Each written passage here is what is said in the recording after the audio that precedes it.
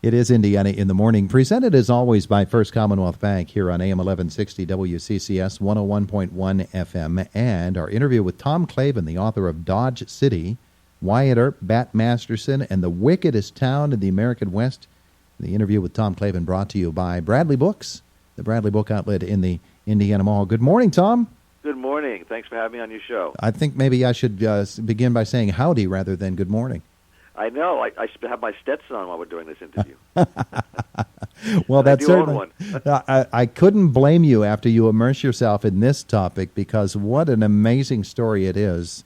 Dodge City was such an amazing place, and you build the book around two of the West's most fabled characters, Wyatt Earp and Bat Masterson. And it's interesting because when I say fabled characters, they're actual guys, but so many fables have been built up around them, and that really is the story of the Old West, isn't it? It is. Now, with Wyatt Earp, mostly what we know about Wyatt Earp, or the image we have of Wyatt Earp, are the Tombstone days, which actually occurred, several years after Dodge City. And so it was enjoyable for me to backtrack and say, well, where did Wyatt Earp actually come from? And where was he a lawman first? And what did he do that eventually led him to Tombstone? And so that's part of what the book was about, that he was a lawman in Dodge City during its wickedest years. And then Bat Masterson, a lot of us, there's immediate name recognition with Bat Masterson, but beyond that, it's like, well, who was Bat Masterson? Was he a gambler, an outlaw, a lawman? Was he something else? We don't really know. And so when I found out that both Bat and Wyatt, as very young men, they were only in their 20s, began basically their lawman career as best friends in Dodge City, I said, that seems like a story that hasn't really been told before. Yeah, and with Bat Masterson, there is very little information, and you really had to do some digging to come up with this story and put it together, and what a story it is. I did, but it was fun. Some writers will tell you about how they labored, and it was torture, all the work they did. This was a lot of labor, but it was enjoyable labor because there's so many stories. Now, the difficult part, of course, is some of the stories, let's say, have been embellished or even fabricated over the years. But even when you peel those away, there's dozens and dozens and dozens of really good stories involving Wyatt Earp, Bat Masterson, and all the colorful characters that came through or connected to Dodge City that can be authenticated, that really happened in the Old West. One of the interesting things to me is what you said a couple of moments ago. Were they gamblers? Were they lawmen? Were they this? Were they that? They were all of those things. As many all of the above. Well, in those days, there was a very thin line separating, illegal behavior and legal behavior, and sometimes the lawmen, even the best-intentioned ones, crossed it. I mean, Wyatt Earp, for example, when his first real job as a lawman was in Wichita. And he sort of crossed the line a little bit he was a bouncer at a bordello, for example. I think that would be frowned upon today for a law enforcement officer to be doing that as a moonlighting job. But in those days, you did something like that. You did some gambling to make some extra money because, let's face it, if you put a badge on, nobody was giving you good salary and benefits. And the third major character, we can't pass this up, the third major character of this book is Dodge City itself.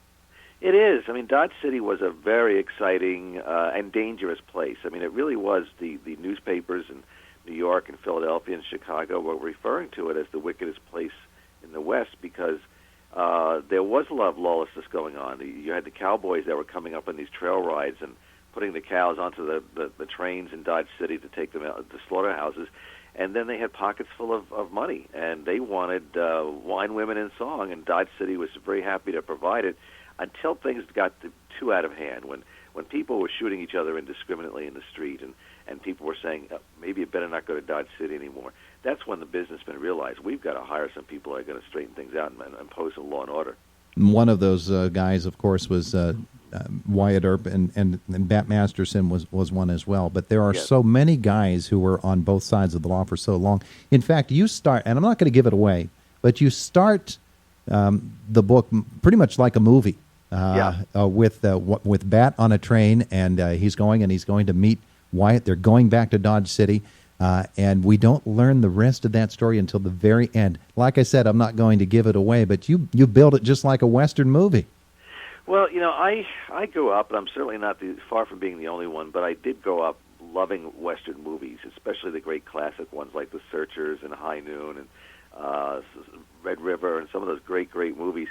And when I went back to look at some of these films, especially the ones that featured Wyatt Earp, some with Bat Masterson, mostly Wyatt Earp, it was both fun but illuminating, because it was fun to revisit those westerns, but also to find out how much they fabricated. I mean, a lot of what we know about Wyatt Earp was through the movies, and a lot of that stuff was made up. And so it was fun to sort of, in a way, write a book that was like a movie, but this really happened. It's like you could read it like a novel, but the stuff is true. You don't have to feel guilty about, well, it probably isn't true, but I'm enjoying it anyway. Yeah, well, one of the interesting things to me was to learn that Wyatt is not the guy we think of as a man with guns blazing all the time. He made his living most of the time with his fists. He did. I mean, Wyatt was somebody who was taught early on by his brother Virgil and in the mining camps that he worked when he was a young man, how to defend himself. And also, that was a way to try and extend your lifespan, so to speak, because gunplay meant death in many cases. Now, if Wyatt was a guy that could outbox or outfight somebody else without having to pull his gun, well, that gave you a better chance of surviving. Also, in those days, lawmen got paid by the arrest. So if you shot somebody, you didn't get paid. If you killed him, you needed to subdue him and arrest him and bring him before a judge, and when he paid his fine, you got some of that action. So it's one of the unknown parts about frontier justice, that you were better off not killing somebody because that's how you got paid. Yeah, in fact, the term buffaloing is something closely associated with Wyatt Earp. It is. It's when Wyatt Earp was 6 feet tall, and today that would not be unusual, but in those days he was several inches above the height of the average guy. So if there was some trouble brewing, Wyatt would go to his gun, but not necessarily to shoot somebody. He'd whip it out and bash somebody over the top of the head with the butt of his gun, knock him out, drag him off to jail, and in the morning the guy would wake up with a headache but go before the judge and pay his fine. And that was something that he taught the deputies. This is how you can get the drop on somebody without having to resort to shooting. Our guest this morning here on Indiana in the Morning, Tom Clavin. Great book, Dodge City, Wyatt Earp, Bat Masterson, and the Wickedest Town in the American West. Tom, was there a point as you were researching this book where the story took a turn that maybe you didn't expect, and maybe the book even went down a road that you didn't really think you'd be going down, and it just enhanced it even more? Well, I think there were two parts to that. One was when I was researching and discovering how much did go on in Dodge City that involved Wyatt and Doc in a relatively short period of time. I mean, they did not spend like a decade there. They were there roughly from 1876 to the end of the 1870s. But there was a lot packed into there, and I was very grateful as I kept discovering more anecdotes and stories and these colorful characters coming through, and Bat becoming friends with Frank and Jesse James, and you had John Wesley Hart in the story, and even Theodore Roosevelt appears in the book. I think the second part is that I do tell the reader what the rest of the life was like for Wyatt and for Bat, and to discover that Wyatt Earp spent his last years in Hollywood basically consulting on silent westerns, and Bat spent his last years as a New York City newspaper reporter.